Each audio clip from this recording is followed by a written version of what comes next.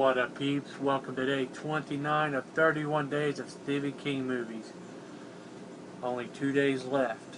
Let's check in with Miss Bones. Let's see what she pulls off the skull tonight. Day 29 of 31 days of Stephen King is Langoliers.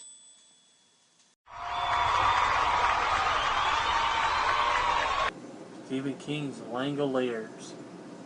This is a confusing movie to me. I mean, it's not confusing, but I wasn't sure how I was going to review it, but I'm going to give it my damnedest.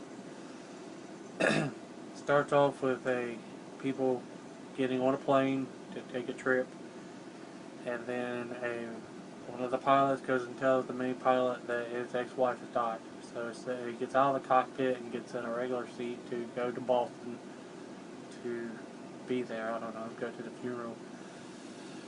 And then you got other people, a little girl, blind girl named Dinah. Anyway, it changes scenes. They wake up, she wakes up, there's no one there. She feels around, and she feels a wig and screams because she thinks someone's head chopped off or something. Thinks someone's her. She can't find her aunt because everyone has disappeared except for a few other people get up and come to where she's at, along with the pilot. Turns out they were asleep, so like 9 people survived because they were asleep when the plane went through some kind of time rip, a rip in time warp. And so the rest of the movie is about those 9 people.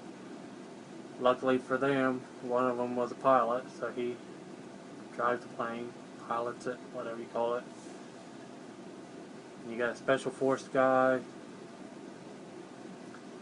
You got a nutcase in a suit played by Bronson Pinkett. Something like that, how you pronounce it. He's from the old show Perfect Strangers. Cousin Balky Bartakis. He's a nut in a suit. Keeps screaming about he has to get in Boston to a meeting. And a few other people, like a guy that writes science fiction novels, teenage boy, teenage girl. They get so far, they land the plane, but they went through like a time rip, and there's like no one there but them. They go to the cafeteria, and there's no taste in the food. Sandwiches, soda, beer. It's tasteless. One guy says he thinks it's runt. The science fiction novelist says it's not runt. It's just tasteless, like eating on cardboard or a piece of paper.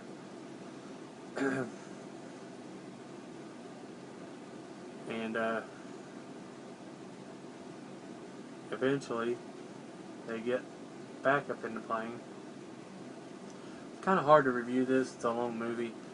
That guy, Mr. Toomey, played by Bronson Pinkett, he tries to shoot the teenage boy, but there's like no gravity or whatever.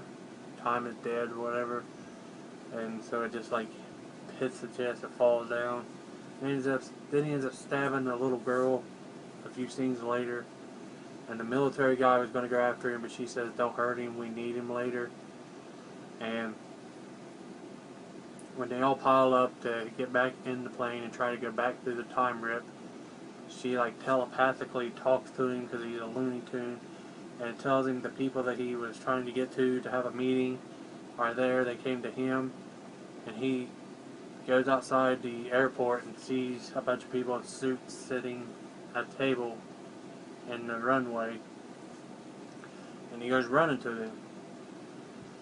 And the whole idea was, because she said we're going to need him, is the Langoliers, which are something his father told him about when he was a kid, that come after lazy people and useless people, are like these balls of hair with razor sharp teeth.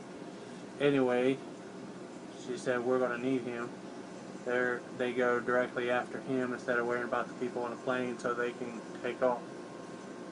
So they do take off and make it back through the time portal, or whatever you call it, the rip in time, the portal, wormhole. and they eventually get back and go to the airport they originally started at, and there's no one there. But they realize they're a little ahead of time somehow, so they stand up against the wall and wait for the people and everything to catch up with them, time to catch up with them. A little girl sees them and says, "Look, Dad, new people." And the lady says, "Is that what we are? New people?" Anyway, the movie's a lot better than what it probably sounds like coming through my mouth. I'd recommend you check it out if you haven't seen it. That's what we watched for day 29. Peace.